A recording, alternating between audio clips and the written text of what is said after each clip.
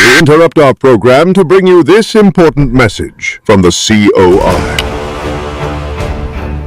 If you see a bunch of these people coming from a country that is in dangerous right now, that has been blocked by the Turks and Caicos, who is experiencing a crime wave because of them, who is now blocked by America, if we as Bahamians see our flag carrier being used to bring these people in, and other carriers, it's not just Bahamas Air, every day they're coming in, that Bahamians shouldn't say nothing. Your evil, manipulative, wicked ways will not triumph over this nation. Our country's under invasion. We can fix that. Dude deported out of the country, and then the next day, he fell, approve a work permit for him. This is the kind of nonsense that's going on in this country. That's why America has a problem. 20% or less of that is actual Bahamians. So we're being outnumbered by birth and by persons flooding into our country. And Bahamians are sitting back and letting Pintard and Brave Davis sell this country out. This is the last election we're going to have the majority. Unite, Bahamians, unite! If you are afraid to stand up and fight for this country, you are going to lose it.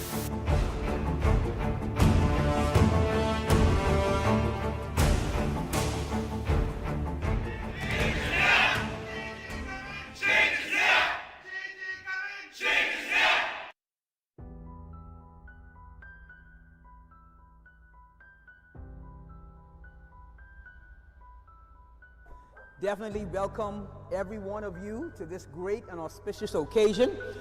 COI ain't playing. Tell somebody we're getting stronger every day. If we still call ourselves a Christian nation, we have to let us desperately pray and seek God's vision for this great Bahama land. Today is a very special day for the Coalition of Independence. Every day is a day we are creating history within this organization and this country. I am overwhelmed. I can't believe 1 year from my started to now, I'm here. So may we continue to trust in God, and may God continue to bless the Bahamas. So come go with me. We're going to the new Bahamas. Hi. With the people, and the people have said they tired. They have said they're ready for change. We just want to congratulate you on opening of your new office. Enthusiastic about living in South Beach and helping to make the change in South Beach, because change ain't coming, change is here. Change is here! Change is here! Change is here! They coming for our land, they coming for our money, they coming for our nationality, they taking away our sovereignty. But now it seems like they want to take away our voices. Do not let them take away your voice.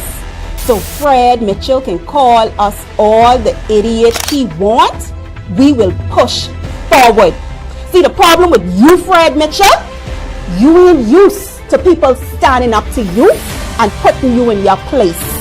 Meet the Coalition of Independence. Louis George, what you need to do, you need to go back to Haiti and you need to sit up and look at what hate is. You need to look at what real fear-mongering is. You see everything working out in their favor. They are taking all of our services and taking it to Shantytown to cater to them. We are saying this almost on a daily basis. These are people getting citizenship with the aid of the government. And these kinds of actions are causing it hard for Bahamians. I'm about Brave Davis, Prime Minister, who pepper ici. Dans les Samadula, votez, register pour Brave Davis. Passez avec Brave Davis, now les net.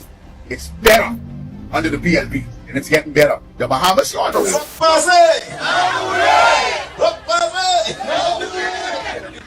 Let me just say that I have always been a part of this community. And there's no accident I know how to do all the dancing. Because you are me and I am you. Yes, sir. and I'll be here with you always. I don't call you all, no, you all are not Haitians, Bahamians. You are Bahamian, and your origin is Haitian. Mine too, and many of us. We have to stay apart for now so we can be together later.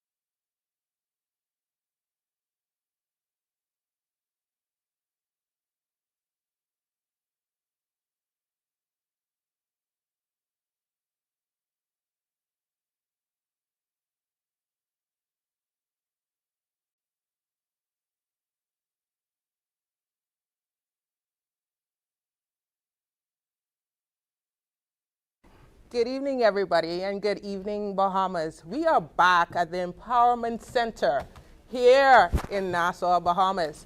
And we're here with some of the Coalition of Independence candidates for this upcoming election. We're so excited. We listened to what you said. You said we want to see the candidates, and we're providing the candidates so you can see the intelligent people that we put out there, just regular people like you and I, but who have vision for this nation and vision to move us forward into the new Bahamas.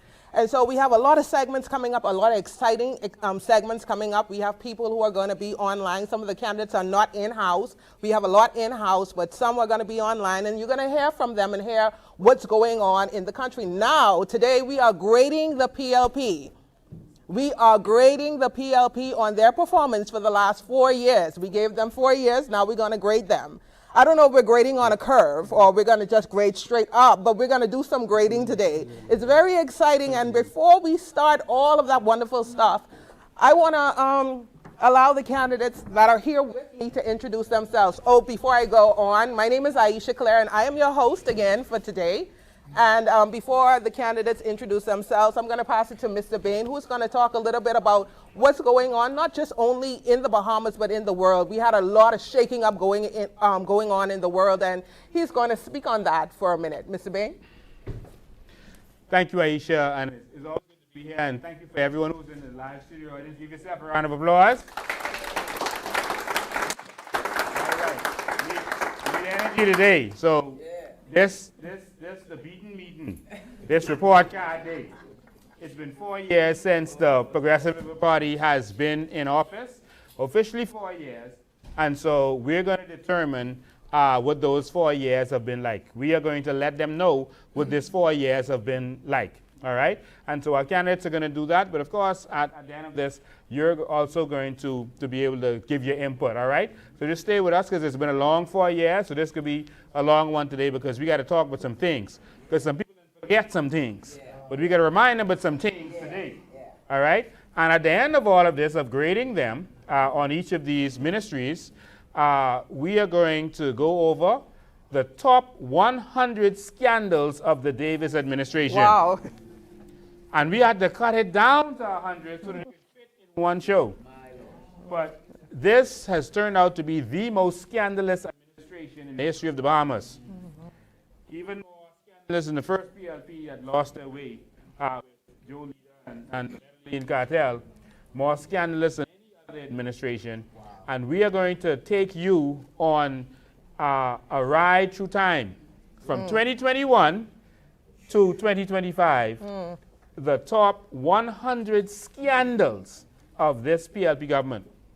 But before we get to that, you know, something major happened in the world, and I just want to mention it. Well, first here in the Bahamas, I just want to give my sympathies to persons in the Eastern District who suffered a lot of damage. Your house is your biggest investment, and a lot of people received damage to their homes, lost roofs, etc., because of a tornado that hit this country.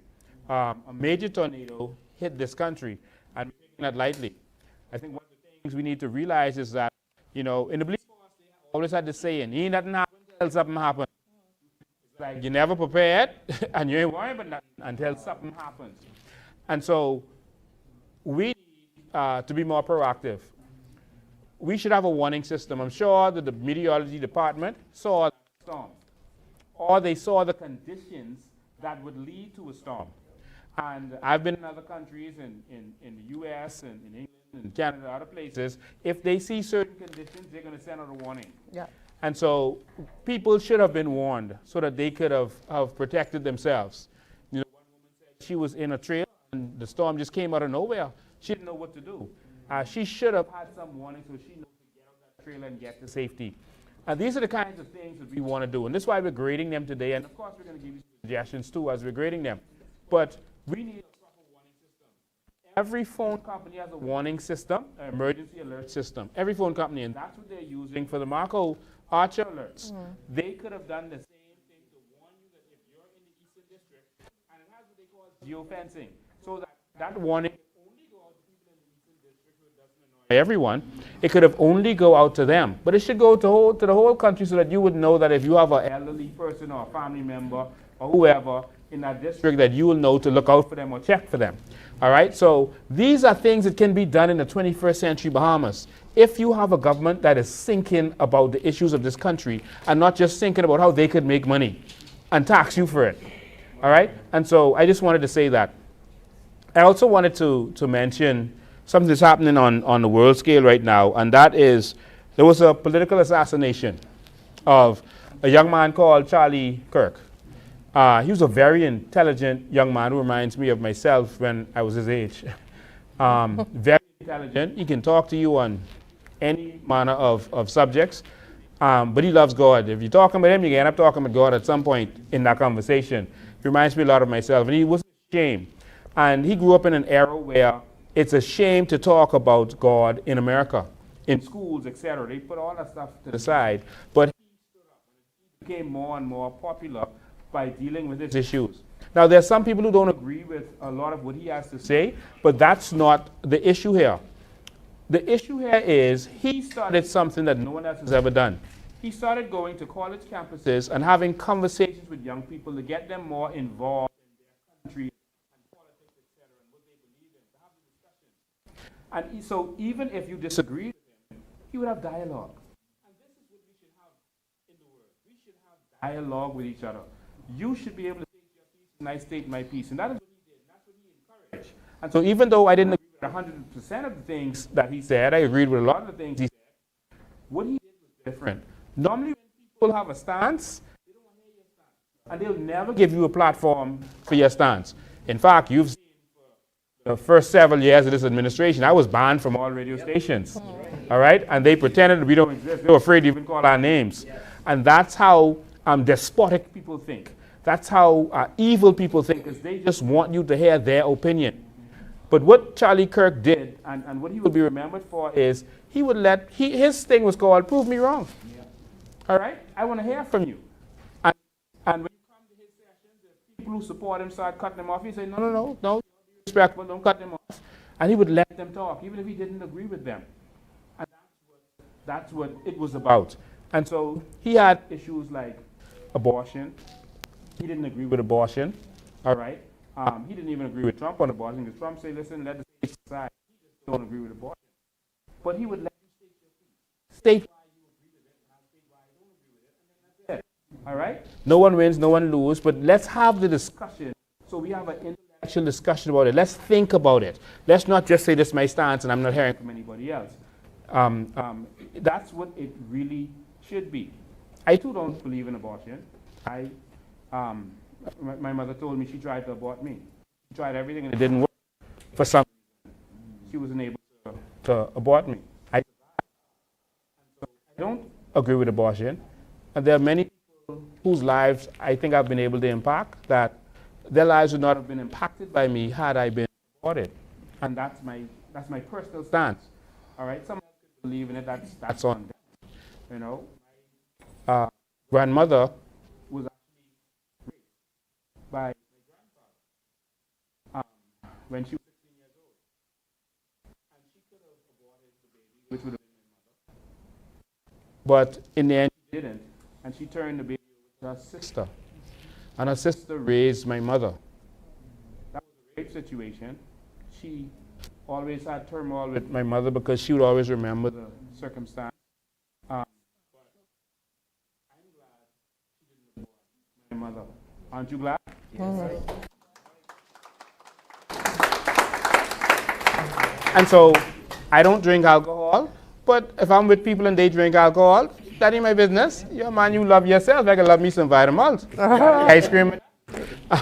But we can have different opinions, and that's what Charlie Kirk stood for. But he was silenced. And he was silenced by these liberal people who more and more in this world are showing themselves to be the bad guys. Pretending to be the good guys, but showing themselves to be the bad guys more and more. All right? And if you don't believe what they believe, beware. All right? So I just wanted to say that, that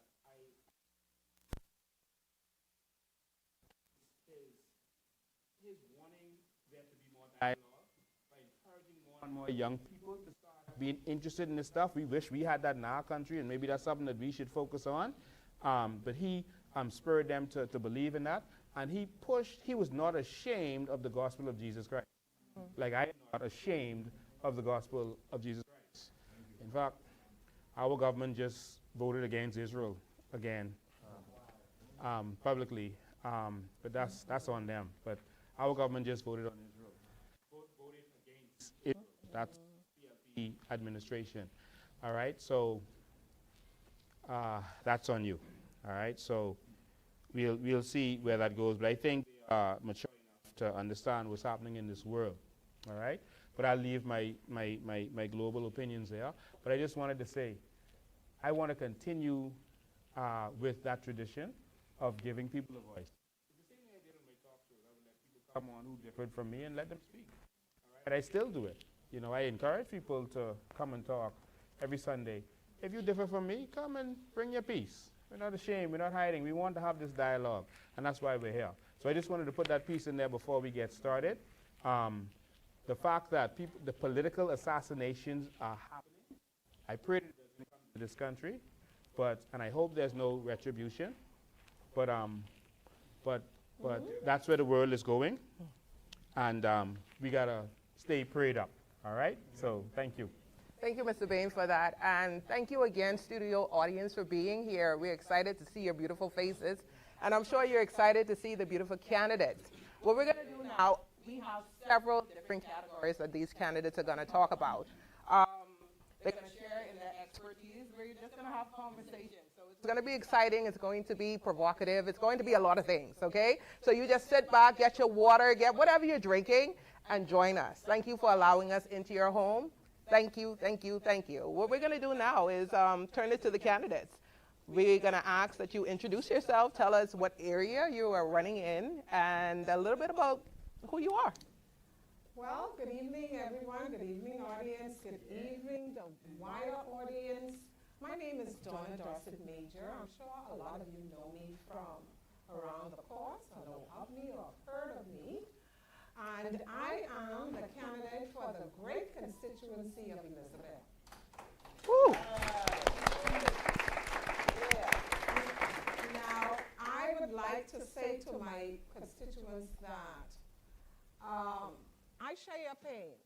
I walked the streets yesterday and I saw the damage from the tornado. I walked the streets, I literally saw it firsthand.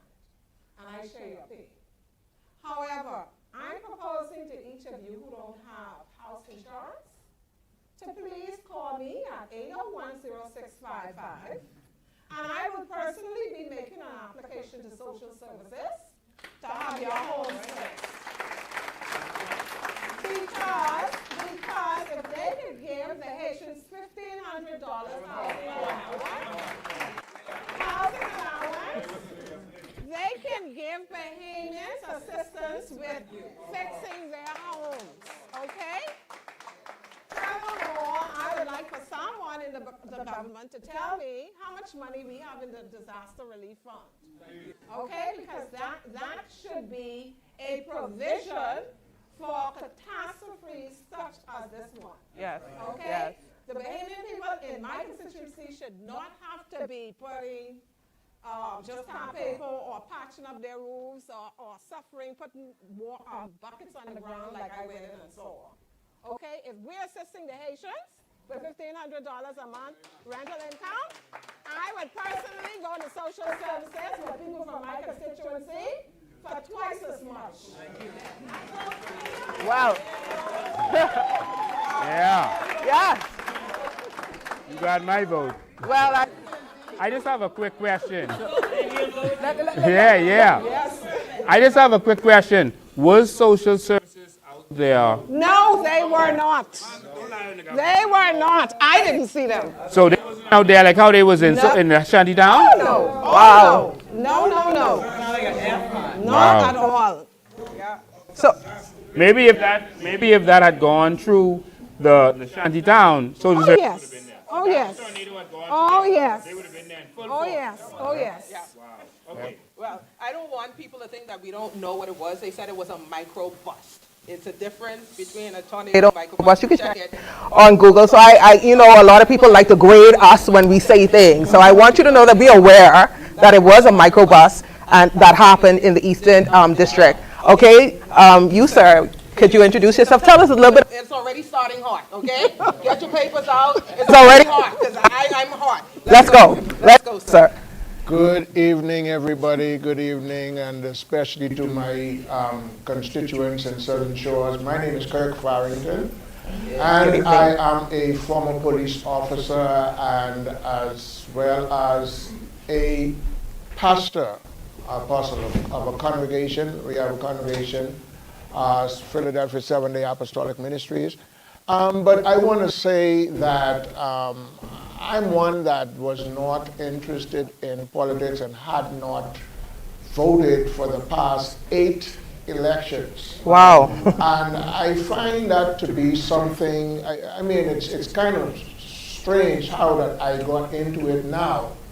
But as I walked the streets in Southern Shores, I came across a number of persons who were saying the same thing, that they're not voting, and I let's listen to their reasons and what have you, and reassure them. I feel their pain. I understand what you're saying, and I understand why you're saying what you're saying.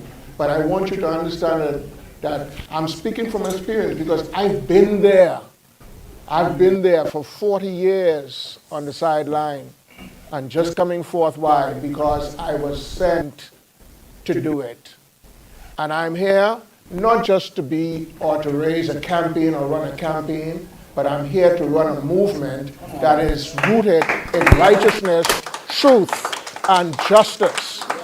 And it is my aim and it is my intentions to make sure that righteousness, truth, and justice returns to this nation and also to the constituents that we have. Because there are challenges and there are challenges all through this nation. And the one thing that I found folks saying to me as I go, what are you all going to be doing about the fact that they say that we are a Christian nation, but this nation had gone so far away from the Father. They are wondering what is going to be done. And I say again, I am here and I believe with all my heart I've been sent to run a movement or to front a movement that is rooted in righteousness, truth, justice, and integrity. And so I say in closing, I'm here with you, Southern Shores. I'm here with you, the wider scope of this nation. And together we shall stand and bring this country back to where it belongs. Thank you so much.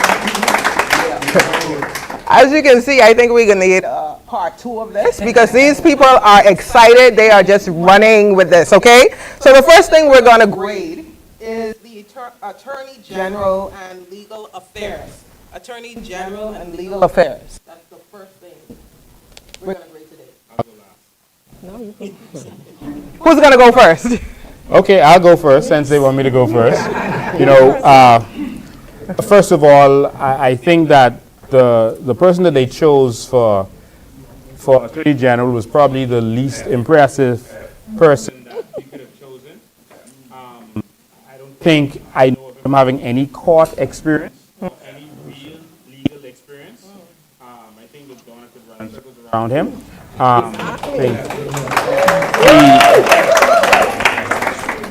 I think he'd lived in the United States for most of his life until he came here to run and had to give up his dual citizen in order to do so.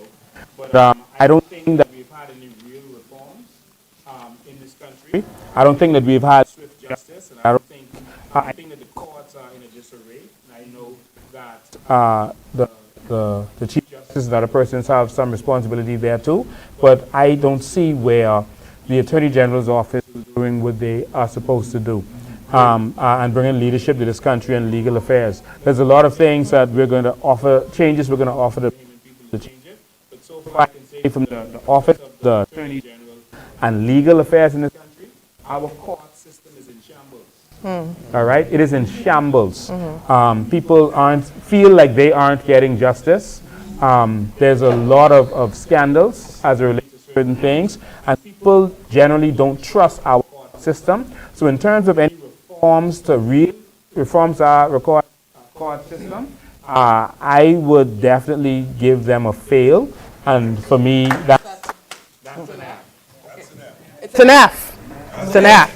Now, me? Yeah. Okay. I'm going to give them a big fat F, and I'll tell you why. First of all, my experience has been one that's been very troubling. And whenever you stand up for righteousness around the court, you are, I would say, prosecuted and persecuted. And so that has been my experience. Mr. Ryan Pinder. What's the name? Okay. Yes, he is the AG. I'm not calling his name for any type of corruption. No. What I'm saying is he has been inadequate as the Attorney General. Okay. And that's because my personal opinion is his hands were tied. Okay? His hands were tied. And a perfect example of his hands being tied. Anybody could tell me who was the Prime Minister in 2023? Brave. Okay. In 2023, the act with respect to the business license was changed, was amended by Mr. Brave, Philip Brave, under his administration. Okay? And you know what it was amended to? What's that? You know what they took away from us as Bahamians? What's that? Tell us. They took away the right to own businesses, and if a foreigner wanted to own a business in the Bahamas, they had to have a Bahamian partner. But they basically took that right away and allowed foreigners to come into this country and own a business without Bahamians. Wow. Okay, that's why we see all these landscaping businesses owned by Haitians. Okay? All of the landscaping business, all of the construction businesses, we now see. And another thing, I looked at the legislation the other day, and you needed to show that you had some skill or degree in construction. Like, references to show how many houses you built before that law was changed. Now you need absolutely nothing. Wow. All you do is go online, and if you think I'm joking, try it. Fill out a form, say you want a contractor's license, and no experience needed. They don't ask you about experience. They don't ask you about your qualifications. Wow. And so here we have all these foreigners around here with all these licenses for as contractors, opening up all kind of businesses, and totally wiping the Bahamian out of the circle. Okay? And so Brave Davis didn't just start to think about how he was going to disenfranchise Bahamians. He thought about that a long time ago. Wow. And he's been making those provisions from 2023, changing legislation. And so my thing is, and not only that, the committees that they form, they select, he's the one that selects these people to spare these committees. So we need to change our system to republic so you and I make decisions as who sits on these boards. Wow. That's my suggestion. Yeah. Wow. Take the power from them and put it in the hands of the people. I also want to add that the Attorney General was so focused at the beginning of their term on attacking Bahamians on the well fields.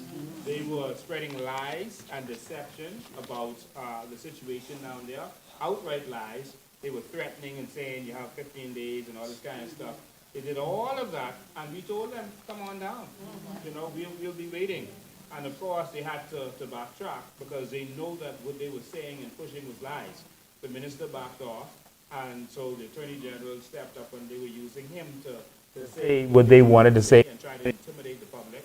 But for the Attorney General of the country to be a part of that and for them to send the military tanks and machine guns onto Bahamians and Crown Island. And at that time, they had not touched any shanty down. I also gave them a fail because when they got in, we were the ones telling them that all they had to do was take this back to court. All right? They didn't want to do anything. They were pretending that their hands were tied. But one, the administration always say, well, the government stopped us. That is a lie. The government didn't stop them. The courts. The courts, all they had to do was appeal it. But it's just that that's the decision they wanted. So they could use the courts as an excuse. That was the Supreme Court telling them hold off. All they had to do was appeal to the Court of Appeals. And then if it didn't work, appeal to the Privy Council. But no, the minister didn't appeal. They just said, oh, the court say, we got to leave them alone. That's what they wanted. And when Brave them got in, they used the same thing. Oh, well, it's an injunction. The court say, take it back to court. But after we protest and we forced their hand and we got locked up, then they were forced to take it back to the court. And what do you see happen? It had to be lifted. All right? So I gave him a fail for that too. Okay. Thank you for that. Before you start, we're going to grade the Ministry of National Security and Immigration. And if you can, please, time person, could you give us an extra 3 minutes? We only have 3 minutes. Talk fast. Okay?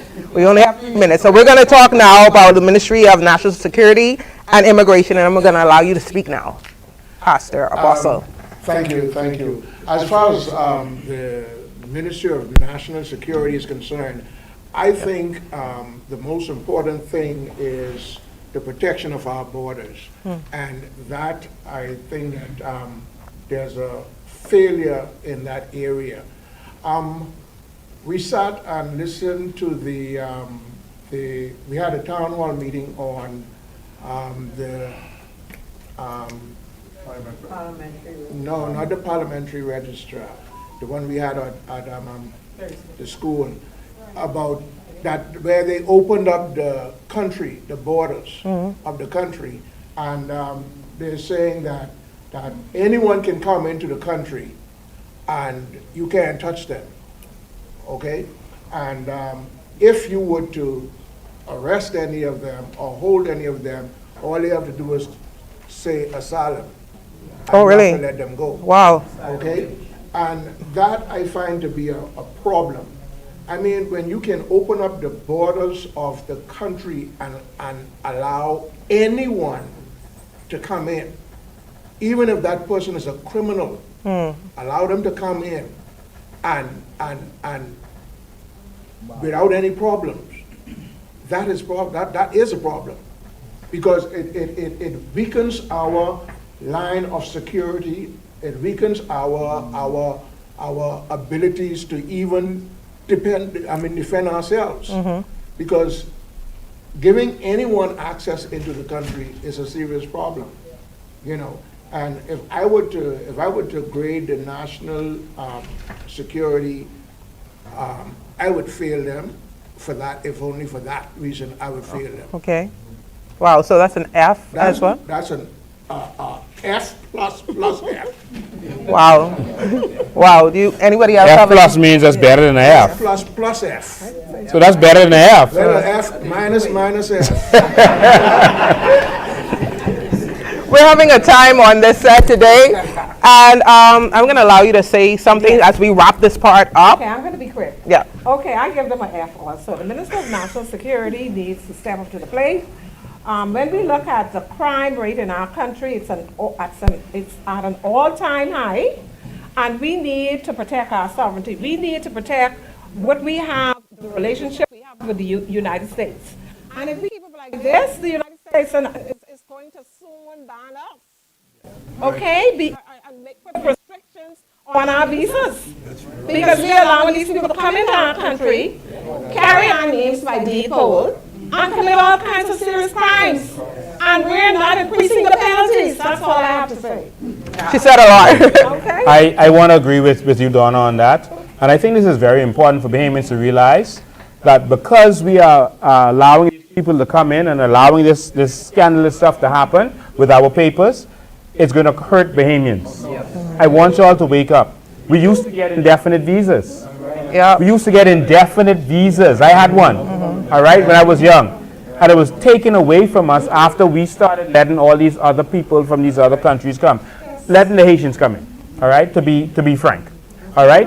And so now we see all kinds of other things happening. They're charging more money for visas because of these people. Remember when we had Dorian Trump made a statement, Trump said that I love the Bahamians. I would like for them to come, but because they're letting these Haitians come in, and they close the border. And now you see what American officials are saying, that our borders are too slack and too lax. And because we got these people coming here, it's going to hurt us because our governments are giving them papers, and so the American government doesn't know who is who. You are going to find it more and more difficult to get your visa. You're going to be like Jamaicans, find it difficult to get visas. And in fact, it has already started. A lot of Bahamians are being denied visas. It started happening since, on a serious scale, since this administration. Wow. There's denials like crazy.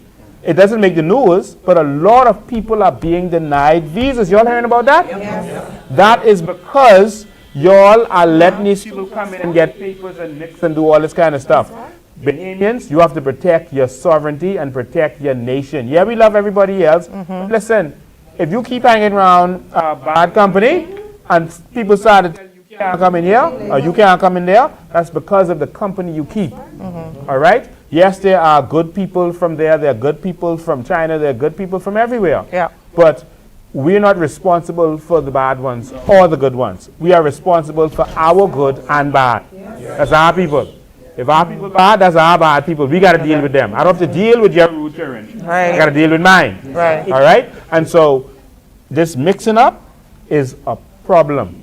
And I want you to understand how serious this is. Your children almost couldn't get visa to go to school. Wow. Why do you think this is happening? Y'all better wake up before it's too late. Last thing I want to say is about the Minister of National Security. This man is so focused on defending criminals that he is causing this country to fall apart. He is more focused on defending them and their issues. The man talked about a sentence of 4 years being too harsh for a man who raped a little girl. Raped a little girl, a 12-year-old little girl. Let me tell you something, y'all would have to lock me up. I know. Right? A 12-year-old little girl. And then he's going to make a nasty statement by saying the girl gave consent. What? That's what the man said. The 12-year-old girl gave consent. You see, when you have these criminal lawyers running your country, crime is going to, they're not going to take bread out of their own mouth. So they're not going to put anything in place that's going to hurt their clients. So I just wanted to say that. Wake up. The gang violence is erupting. It's getting worse. And it's because the politicians are involved in the crimes. I've been telling you all that. Now you see, because of what America said with that indictment, you're seeing it happen. Let me say this to you again. The politicians are involved in the crimes, and the criminals who are doing the crimes, the drug dealers, etc., they are doing it with permission of the politicians. Lastly, the United States is also concerned over the fact that drug dealers and criminals are getting government contracts to launder their money. They're getting contracts to build government housing. They're getting contracts to build government buildings, schools, etc. And so that's a serious problem. That's a serious problem. And every time the PLP becomes the government, this kind of stuff happens. So I have one question before I let you guys go. A lot of people are saying COI is just anti-Haitian, right? Anti-Haitian. What about the Chinese? What about, you know, the Africans and the other people? What do you have to say about that? What about the other people? Is COI just anti-Haitian? What is it that you would like to say to the Bahamian people? That's a very good question. I think you have to deal with the most pressing issue first. The thing is, I don't see, while I see Chinese buying properties from Bahamians, and so the Bahamians are benefiting from that transaction because they choose to sell out. If you buy a product and you sell it, you had some benefit, right? Right. So the Chinese are buying up properties. They're not stealing them. They're not taking them. They're not squatting on them. They're buying them up from Bahamians. That's a problem that we want to also fix by empowering Bahamians so they don't have to sell out their land. But I don't see the Chinese on the news telling people how to vote. I don't see them trying to affect our politics. I don't see them threatening us by, oh, election coming soon, we could deal with you all. I don't see that. I don't see the Chinese trying to become me.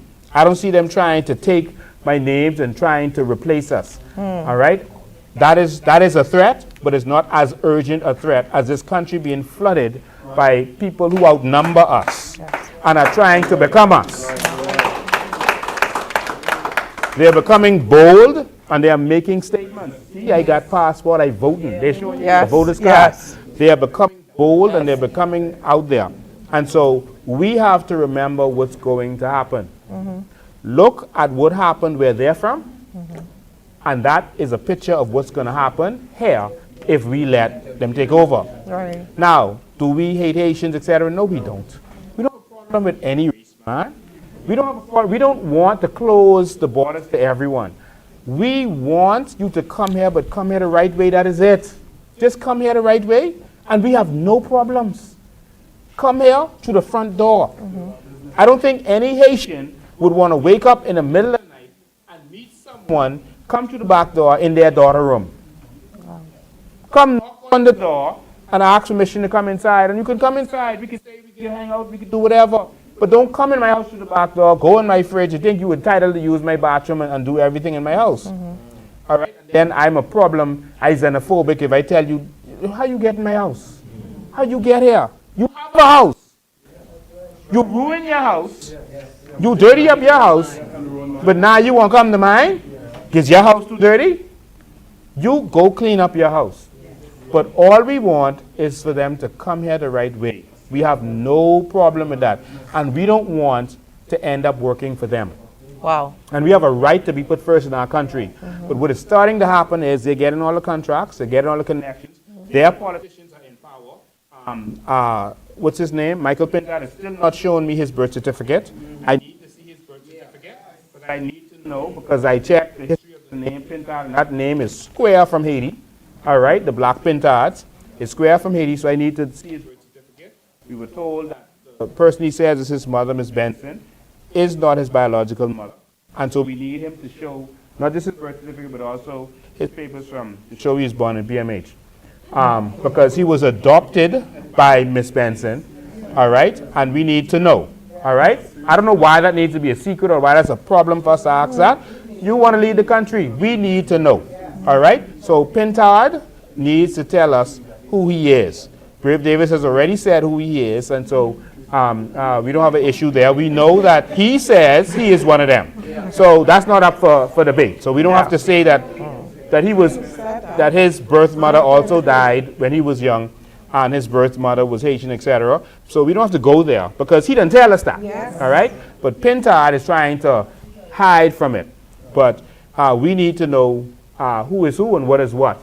So anyone want to ask me, I can tell you my ma is, who my pa is, who they ma and pa is, and who they ma and pa is. And all is Bahamians. And I can tell you what island all them from, and I can take you to the house. All right? I ain't got no problem with anyone asking me about my Bahamian heritage because I am all Bahamian. I am a proud, organic Bahamian. I am unapologetically Bahamian. Bahamian. We thank this group for that. I mean, it was an exciting segment.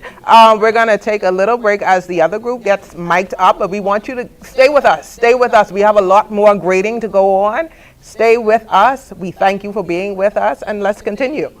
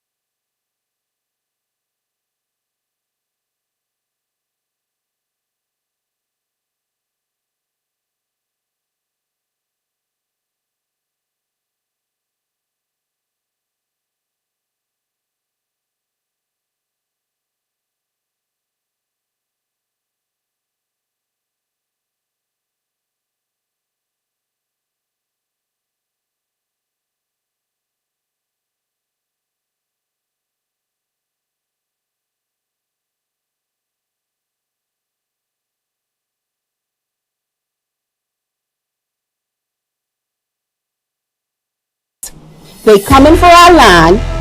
They coming for our money. They coming for our nationality.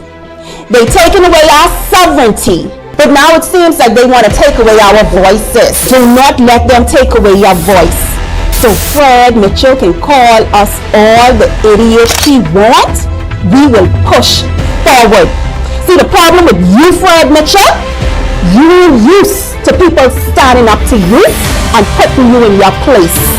Meet the Coalition of Independence. Louis George, what you need to do, you need to go back to Haiti and you need to sit up and look at what hate is. You need to look at what real fear-mongering is. You see everything working out in their favor. They are taking all of our services and taking it to Shantytown to cater to them. We are saying this almost on a daily basis. These are people getting citizenship with the aid of the government. And these kinds of actions are causing it hard for Bahamians. En bas, Wave Davis, c'est Prime Minister pour peuple haïtien. Attendez ça, Abdullah.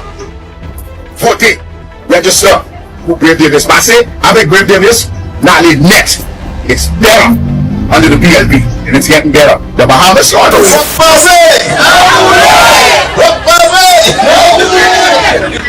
Let me just say that I have always been a part of this community. And there's no accident I know how to do all the dances. Because you are me and I am you. And I'll be here with you always. I don't call you all, you all are not Haitians, Bahamians. You're Bahamian and your origin is Haitian. Mine too, and many of us. We have to stay apart for now so we can be together later.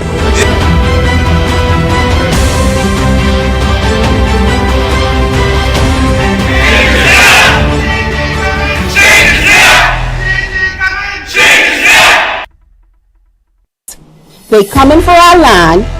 They coming for our money. They coming for our nationality.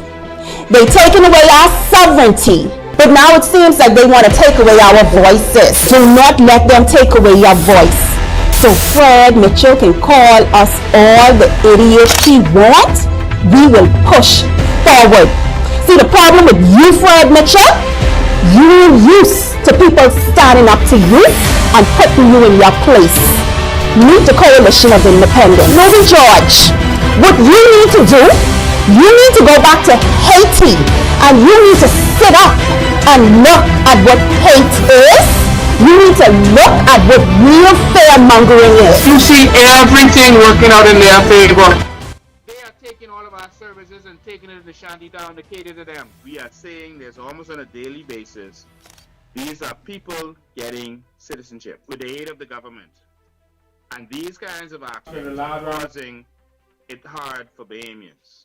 En bas, Wave Davis, c'est Prime Minister pour peuple haïtien. Attendez ça, Abdullah. Votez, register pour Wave Davis. Passez avec Wave Davis, now les net. It's better.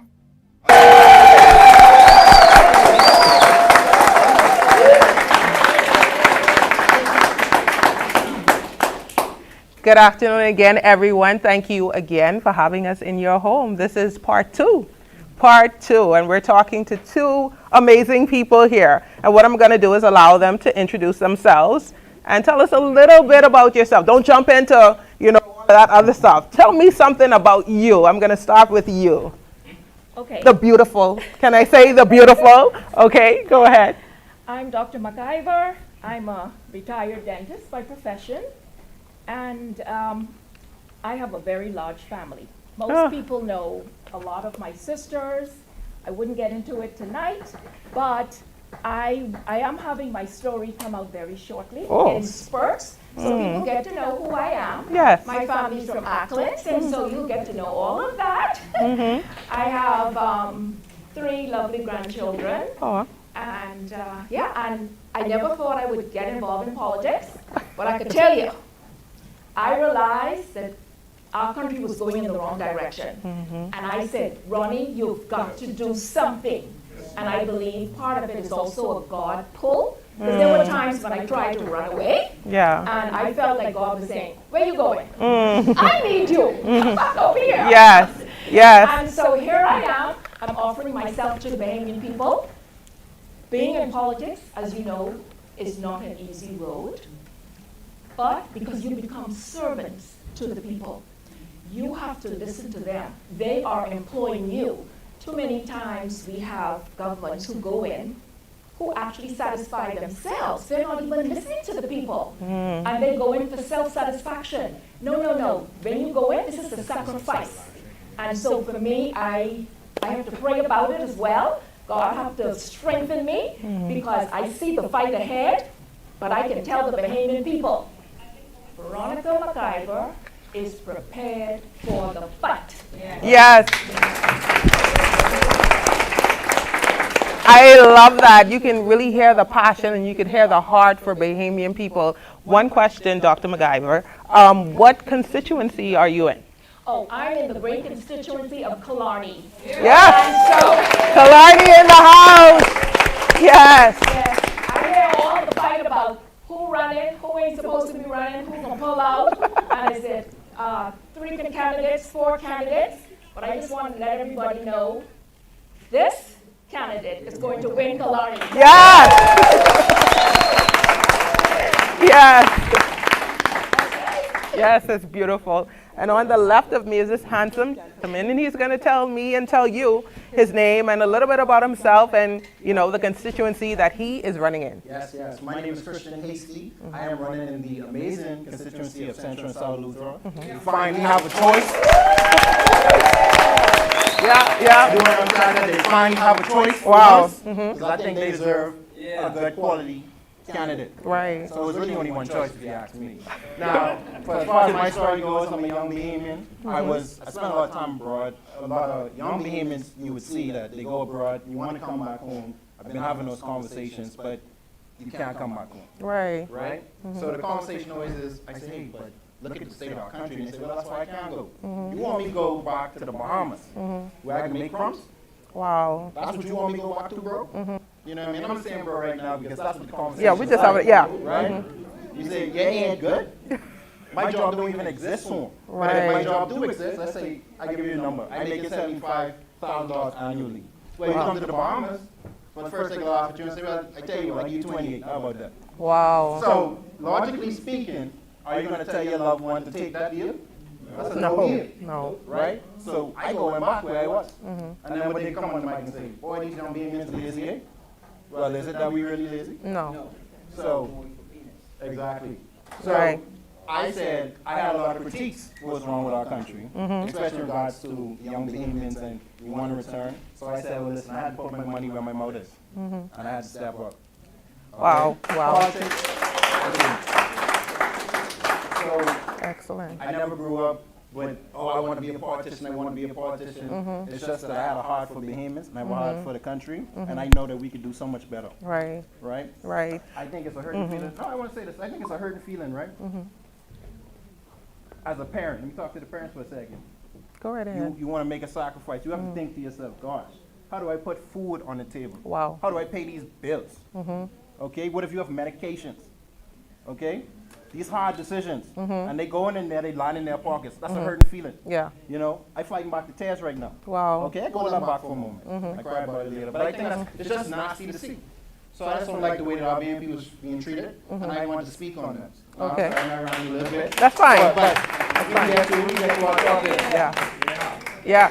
And obviously you can hear the passion. I'm just, you know, in between them, and I'm gleaning and absorbing all of this. And these are regular Bahamians who he came back home to help and push the Bahamas into the new Bahamas. She felt the pull of God to say, you know something, you've been playing, come do this thing. And they're here. They submitted themselves and they're here for you, to serve you, the Bahamian people. So obviously, after you've heard those beautiful introductions, you know exactly where and what they will be talking about. So we're going to be talking about the Ministry of Health and Wellness. So we're going to be grading the Ministry of Health and Wellness. So, who wants to start? I'll start. Okay. Give it a zest. Listen, when we were asked to grade, I wanted to know what were the letters. So I was trying to figure out E and F, and I wanted to know, well, is there a G that you can give? Okay. So, all right, but I'll be objective. Okay. I'll be objective. Listen, you all know health is very important in the Bahamas. Yes. It is more important, I believe, than all the other ministries we're going to talk about today. And you know why? Because if you don't have your health, you can't go to the other ministries. Wow. And human resource is the most important subject in the Bahamas. Right now, our governments, they put more emphasis on infrastructure and roads and bridges than they do into the health of their people. And right now, health is severely, severely underfunded. I am so sorry that they're doing this to my Bahamian people. People are coming to me every day with stories because they know that I am the shadow minister of health, and I will be sitting in the chair of power when I get there to make decisions. They're telling me things like, but doctor, I hear that if you go in, you may not come out. Wow. And I said, you know, that's not a good thing for our people to be speaking about. Talking about us, our people. Yes. We shouldn't be having to have those conversations. And so I want to chime in on that though. Having to go to the hospital, especially in terms of having a surgery, is a frightening experience. Yes. But when you add on top of that, that if you go in, you're not coming back out. Wow. Imagine what that does to your mental and your psyche going into that. Exactly. And speaking about that, the equipment, all of you have heard where the equipment is not working. The MRI, the X-rays, there's a laser in neurology that wasn't working. There was a gentleman, I used to talk to him all the time, he was suffering in pain. They couldn't put him in surgery because they didn't have the laser. Wow. So they told him to seek private care. It would have been about $4,000. And guess what? He didn't even have $4,000. So things like that, I feel like it is disgraceful. I even spoke to persons in the eye center. Let me tell you all something what's going on in the Bahamas. I've had physicians and nurses speak to me privately. They would never come forward. But they said it is true that the equipment that the hospital needs, they are not providing it. And you know what that does? That causes us to go out into the private and seek. So the private physicians are making more money at the expense. That is not right for our Bahamian people. And I can look in that camera and I'm going to tell my Bahamian people, Veronica Mackay is going to change that. Yes.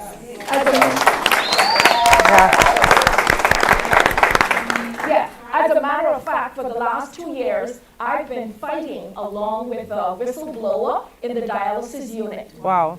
I have a lot of videos out there concerning that. Let me tell you all something. They are dialysizing those persons in allegedly expired machines. Wow. How can you do that? I've even seen videos where the beep goes off. You know, like when your phone goes off in Marco's alert? Yeah. The machine will go off like that, beep, beep, beep, beep, beep, to tell you that something is wrong. They have to come there and fix the machine while you're on the machine. That should never, never happen. You know, go ahead. I got a question for audience right in front of me and watching live. Where does your MP go when they need to see healthcare? So guess what? I know we're supposed to grade them, but they're grading themselves.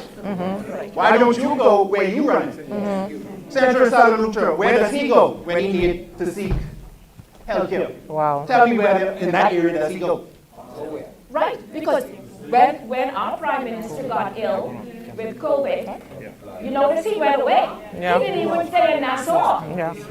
And so he went to Atlanta, right? Exactly. So guess what? Although I don't give them a Z, I feel like they're telling you how they grade their own work. So if you wouldn't go to your own healthcare facility, what does that tell you? Wow. So I don't even have to give the grade. They telling us their own grade. Yeah. So the coalition, no, I'm sorry, I didn't cut you off. The coalition independence, we're going to be able to stand on our work. Yeah. Say that. You know, I love the enthusiasm of this young man. By the way, Central and South Eleuthera. Let me tell you all something. Speak to them, yes. Sway and I forgot the name of the other lady. Who's it? Kelly. Miss Kelly, back on the side. There's a new sheriff in town. A new sheriff. Yeah. Tell them. There is a new sheriff in town. Yes. This man Absolutely. he has a lot of zeal. He has a lot of Mustard man energy. gone, ketchup woman gone. I mean that. Yes. I'm objective, so my best advice is to team up. Yeah. I'm an objective young man. Okay. I have a question though. On social media recently, we would have seen, I know a lot of people have seen that post of the lady that had to be transported on the back of that, was it a truck? In the rain. Could you guys speak to that please? Because that is unacceptable in this country. Listen, look here. That was Long Island, right? Yes. In Long Island, do you all know that? You all remember the Darvel had bought about 14 or 15 ambulances recently. They were standard shift, or some people call it stick shift. They paid $1.4 million for it. They had to borrow that. You mean to tell me our government treasury don't even have $1.4 million in it? You have to go borrow that? Why would you borrow that money and we're still not using the ambulances properly because they don't have people to drive them? Let me tell you something. That ambulance in Long Island still has bubble wrap on the seat. It still has grass growing around the tires. Can you imagine? And guess what else? There was a little paper inside that said Eleuthera. They even probably sent it to the wrong island. Wow. I'm assuming that. So this is disgraceful. Yes. It's sitting there and it's not even being any good. Plus that the ambulances are so tiny, they were the wrong ambulances for the Bahamas. That was $1.4 million they wasted. Wow. I felt so bad about that. Again. And let me say, we're going to have ambulances that can get to people within 5 to 10 minutes. Yes. Right now, our ambulances sometimes are taking 30, 40 minutes to get to where they're going. If in a first world country, you should get to your destination within 5 to 10 minutes. Yes. Let's say I'll give 15 minutes grace. But that should never, ever happen in the Bahamas again. Yes.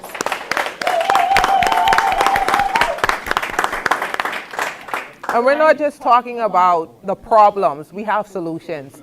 Okay? We're not just, highlighting all the problems and grading all the problems. We're going to come with solutions. And I want you guys to add solutions that the COI is going to come up with when we come into power. What are the solutions to these problems? Well, what I would like to say is we need to have a 24-hour emergency center.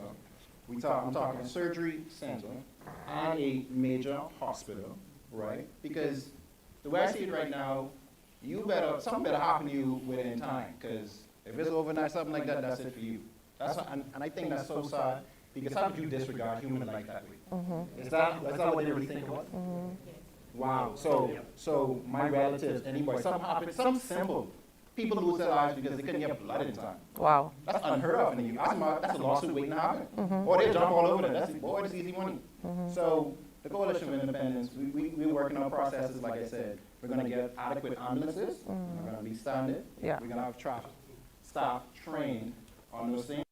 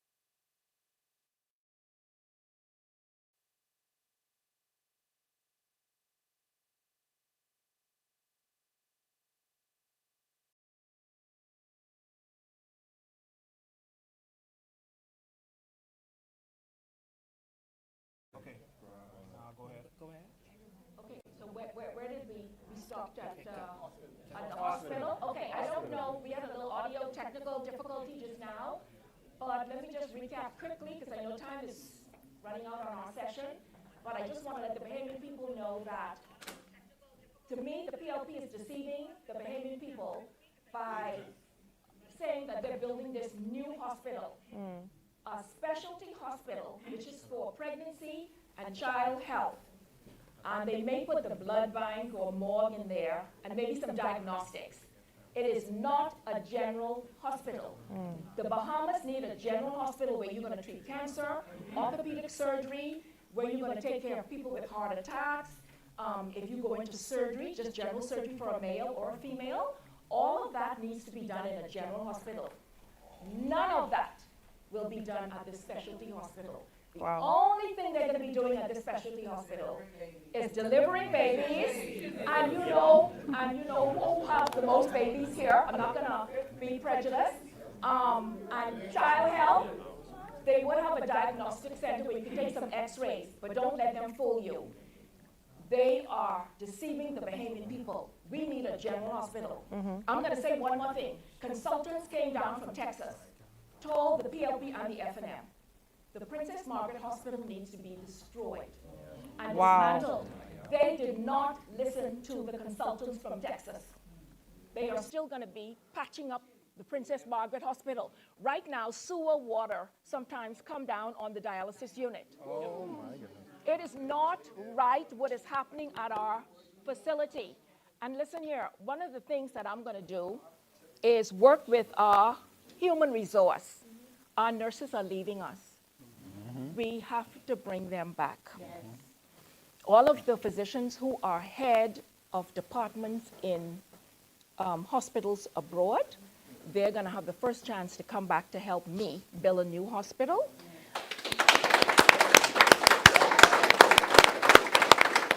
And we're going to have to pay them handsomely if we want good health care. My people deserve the best.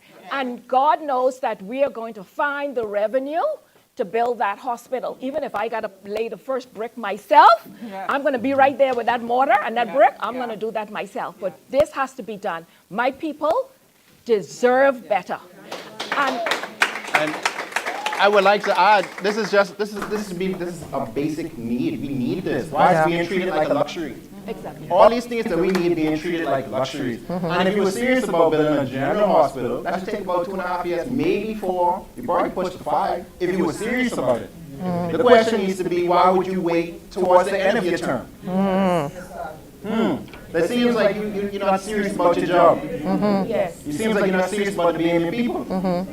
So, and the last thing I want to say is, if you notice the PLP, all of their projects, you notice it's shovel in the ground. You all notice they haven't gotten past that stage. Everything is shovel in the ground and a beautiful picture with PR, but nothing comes out. As a matter of fact, even the hospital in Freeport was coming out of the ground barely for years. Nothing is happening. And before we leave, I would like to have Mr. Hasty speak on mental health. We do have a problem with mental health. A lot of people are going through stress in the Bahamas, and they've just passed a law, an act, to help people in mental health. So if you want to speak a little bit on mental health. I'll talk a little bit about it. When you look at the conditions of our country, right, high cost of living, poor quality of food, not active, very active lifestyle. All of these things takes a toll on your mental health. Right. You have apathy. I feel like a lot of Bahamians now, because of all these stresses, are living a life on autopilot. Right. And so once you check out, the next step is to physically check out. Right. I'm going to say that's a harsh word to say right now. Gotcha. And so we need to start. One of the first things, guys, what therapy looks like. Yes. There's nothing wrong with you if you have to seek either a therapist or a psychiatrist, right? If something's wrong with your hand, you go see a hand doctor. Sometimes the mind gets ill, so you go and see a mind doctor. Yeah. Okay? And you can heal yourself. So I think we can start implementing meditative strategies on de-stressing, on how to calm your nervous system as well. So.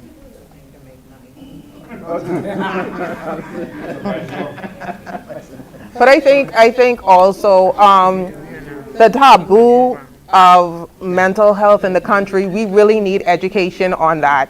People need to be educated because it's a sickness. You know, anyone can have it. And being somebody who had to seek therapy, you know, after you see the top, people don't want to talk about it because they're afraid to be victimized, or they're afraid for someone to feel that you have something wrong with you. And there is absolutely nothing wrong with you. You know, depression, people go through that. People go through a whole lot of stuff. As you live, you go through a whole lot of stuff. So we need to take the stigma away from that. And most definitely, I don't know if you guys are going to do it, but I'm going to suggest removing the name of Sandilands. I'm so sorry, I really don't like that name. If we can get rid of that name, you know, because, you know, you make people feel so isolated, like it's just a me problem. And it's not a me problem, it's a we problem. So I am so happy you guys are speaking on these things. I don't know if you have anything else to say before you guys exit, but this was awesome. Oh, absolutely, I do. I know we're supposed to give a final grade. I will say this. If they will not go to their own healthcare facility, they've graded themselves. And I'll end on that note.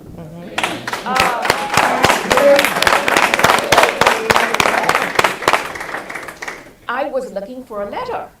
I couldn't find. Okay, all right. Okay, let me be objective. I said D minus minus.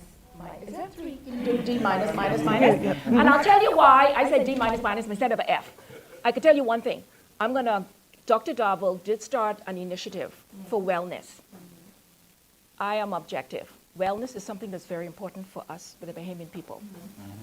The problem that he is having is that that program is underfunded and he's not executing that program properly. When I become the minister, she say he's all time. When I become the Minister of Health, that particular initiative will get more funding because yes, we do have to educate our people on being healthier.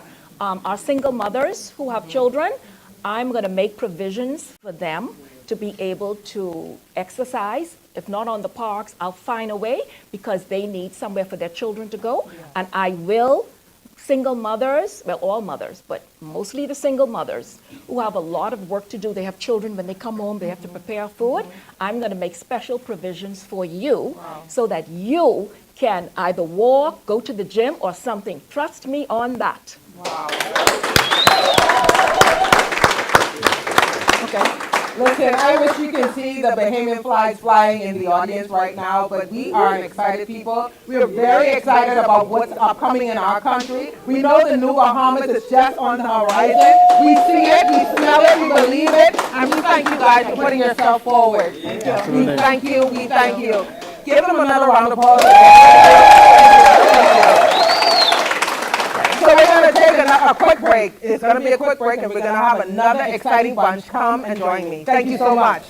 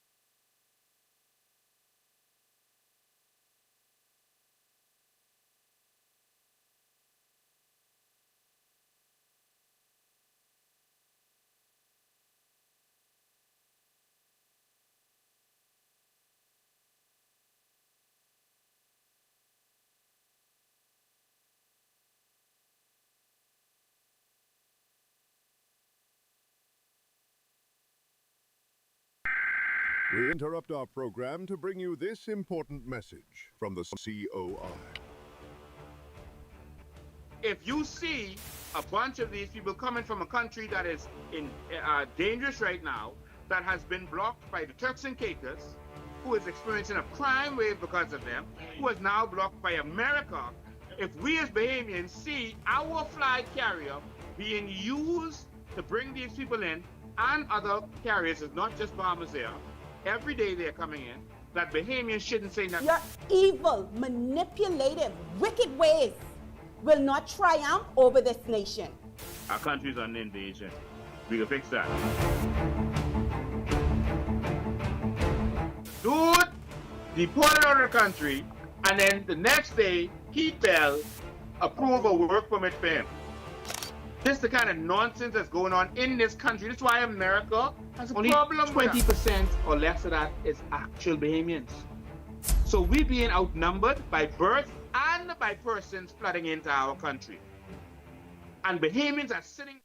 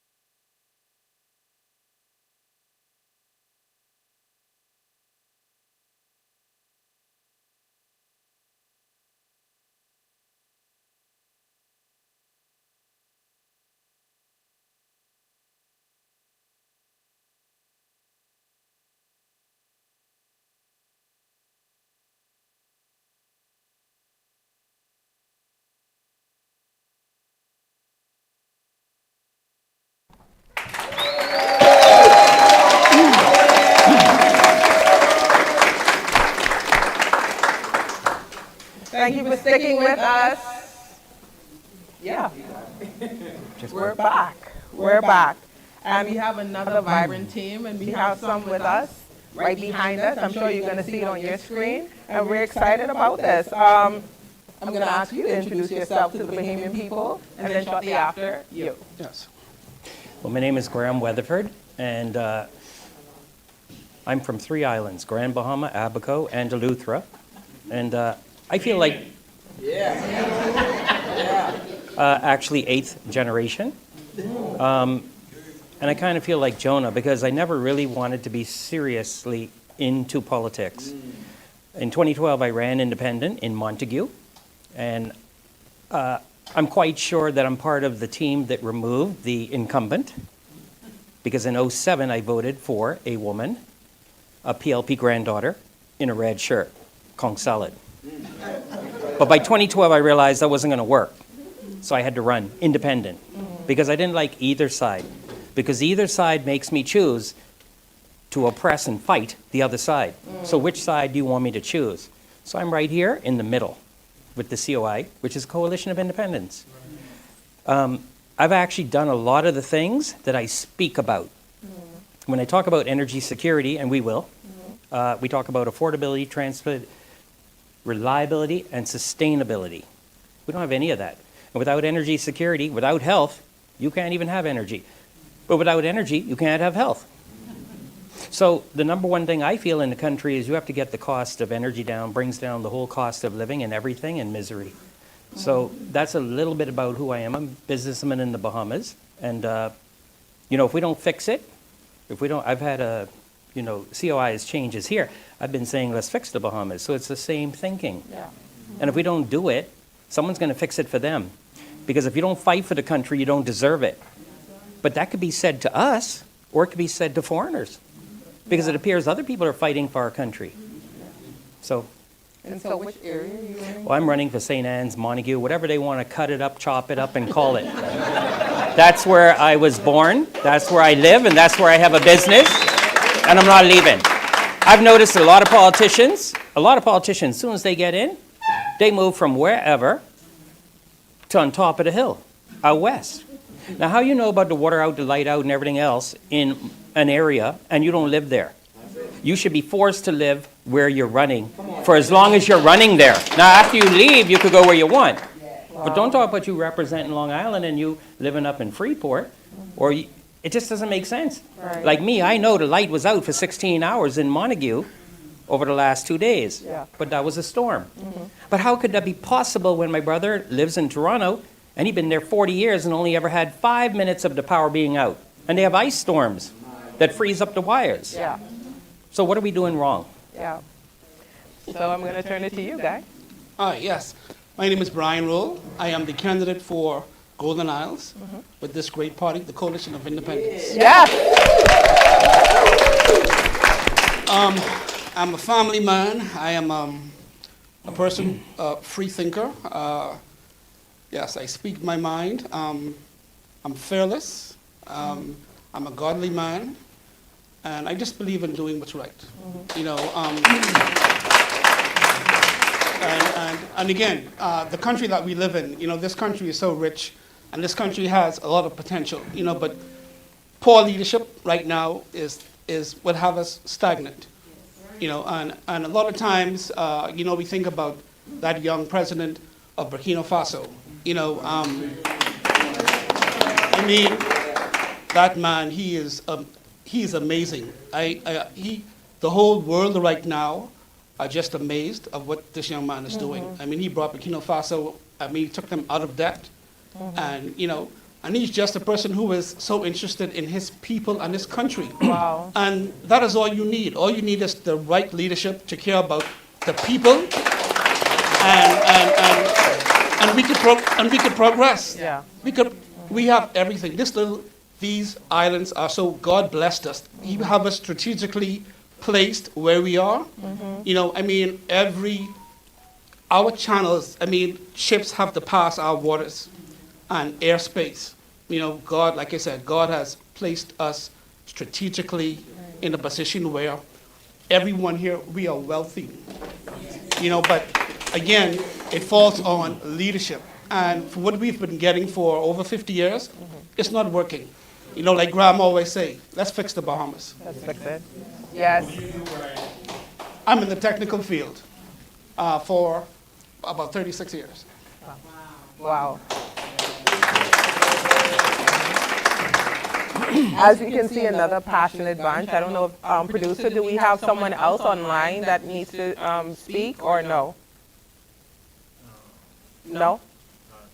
Okay, thank you. So what I'm going to do is I'm going to just name off all of the areas, and then I'm going to let you guys just go because I don't want to hold you back.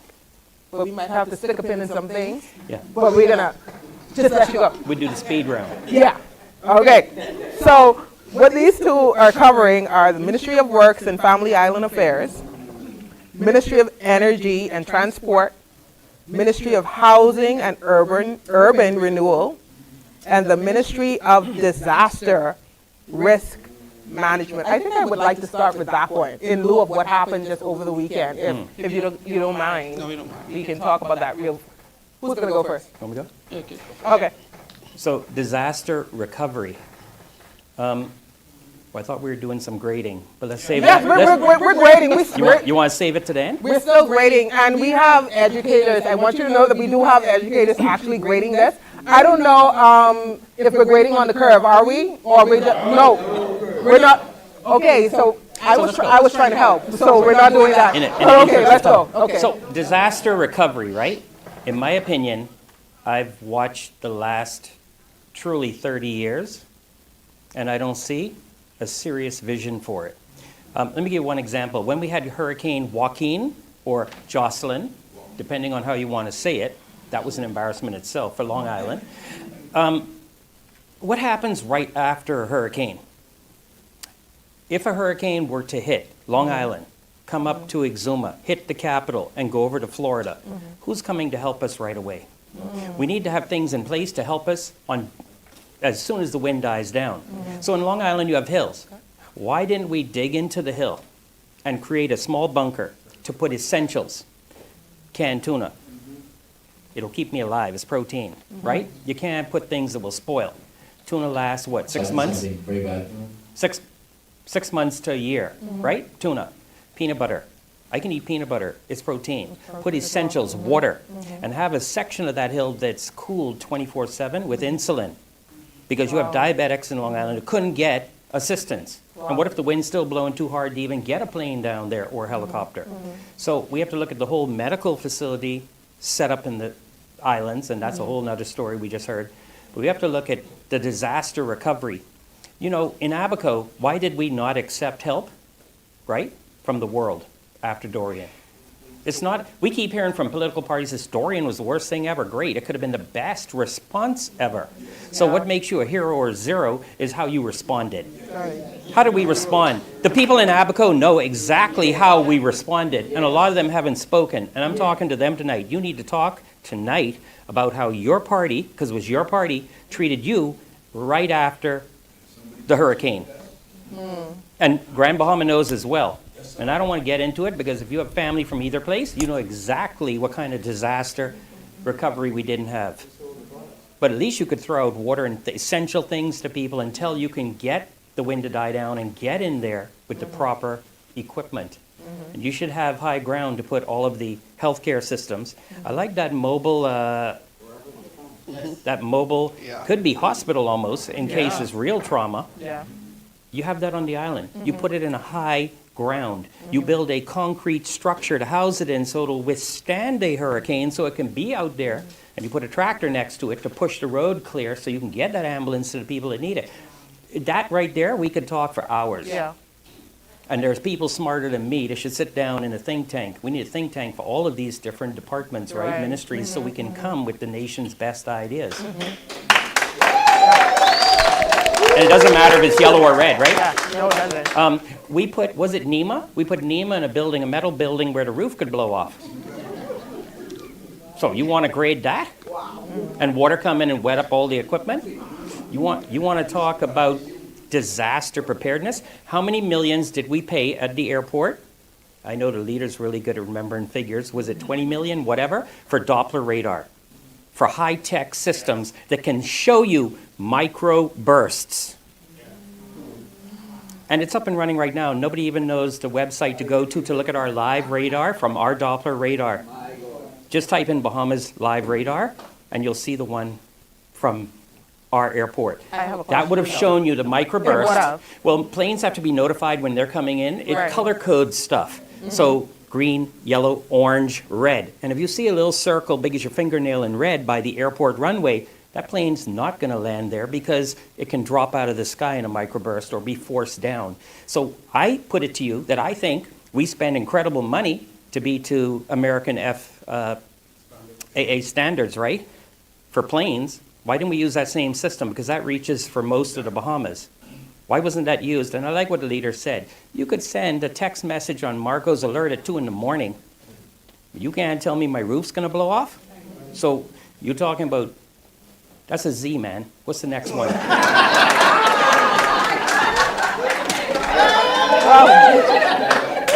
Or if you're English, is Z. Okay. Yes, I mean, and if I might add, you know, our people, you know, we really need to convince ourselves that we matter. You know, I mean, it's clear and evident that, I mean, the PRP and FNM, they don't care about us. I mean, for how they did the people of Abaco, you know, the president and the president, yes, and Freeport, the president and some others went to Abaco, and they discovered, the trailers filled with supplies. And, why? Why do they treat our people like this? And bodies in the container. Mr. Bain had to go and film it. And I'm sure flies. you could have smelled it before you got there, but anyway. So were the morticians and tell you about what happened in that container? See, I'm not going to say it. The good people of Abaco should say it. And if they ever think about voting for that party again, our That's how you people, respect our people need to wake up. Yeah. We need to be honest with ourselves and wake up to see that, hey, these people, they don't care about us. They don't. Let's be honest with ourselves. They don't. So we're going to jump right into Ministry of Housing and Urban Renewal. Start with you. Okay, again, these supposedly low-cost homes, they're not low cost. By the time you finish paying the mortgage, I've come across some of my constituents in the great constituency of Golden Isles. I've come across elderly women. I'm talking about elderly single women who were still paying mortgages. 70 plus year old women who are still paying mortgages. Wow. It's the cost of living is too high for us in this country. And seemingly they keep raising the bar. We're going to be pushed out. You mean after they reduce VAT? It's still too high? It's still too high. It's still high. They need to totally eliminate VAT. Totally. speak into that. How could you? Increase the price of goods. You have three choices this election. You got 10% VAT on top of all the other duties and taxes, right? And we never talk about fees. Fees are the increase. I'll pick a gun license for those 30,000 Bahamians of all walks of life. It went from what, $20 to $50 to, yes. And for the boat owners and the fishermen, it went from what, $20 to $250 some dollars. That's over a 1,500% increase. So the fees are what you need to talk about too. But this election, it comes down to, you could choose for 10%, that's where you are. Or you could go back to Egypt at 12% with the other party. Or you could listen to this party at 0% VAT.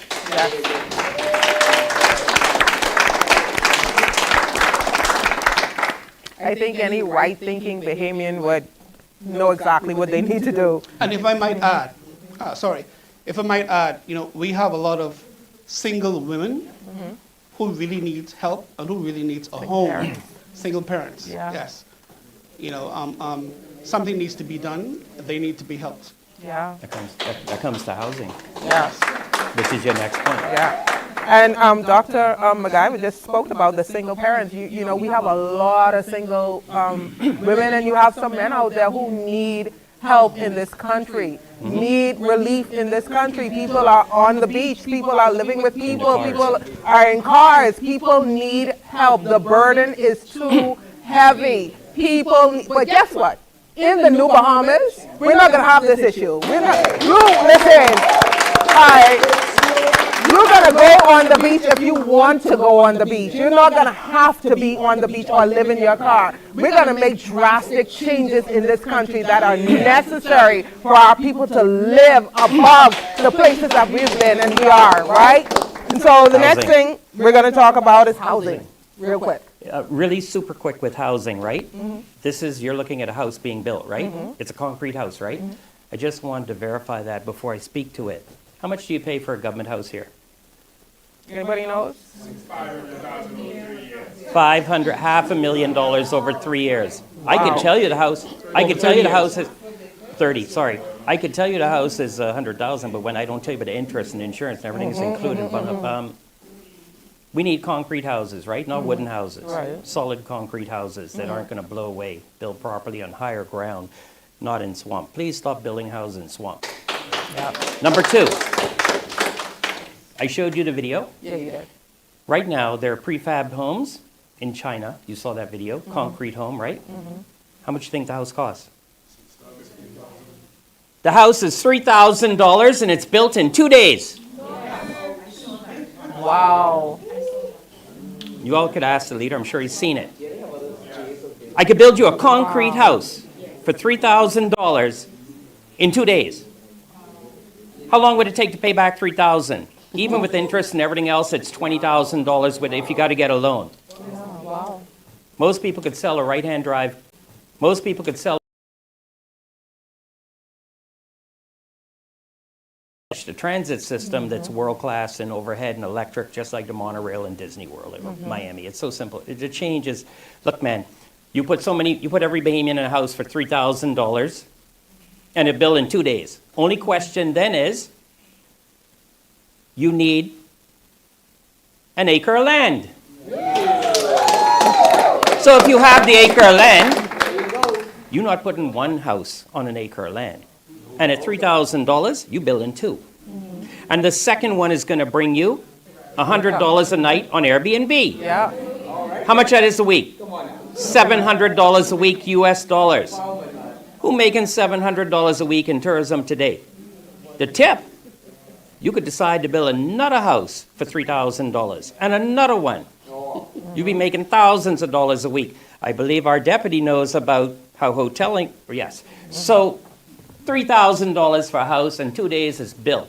Wow. All you got to do is pick out the furniture and how you want the draperies and inside to look. Yeah. You ever heard that from anyone in housing? No. In 52 years? Yeah. See, if you really cared about the people, it all comes down to what you said, caring about the people. Care about the people, say, look, how do I find a concrete house? Build it on high ground. It ain't gonna blow away and the roof ain't coming off because it's concrete, right? And I need it built in 2 days. Because this single mother need to be in a house by the weekend. You believe that? A single mother, you ain't got to go to the minister, you ain't got to beg nobody and cry and do all that fool. Come see Department of Housing. You got $3 grand? What's 10%? So how much you need down?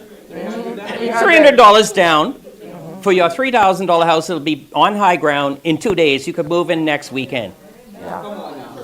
Now, I never hear anything like that from housing, but maybe I crazy. Yeah. And I think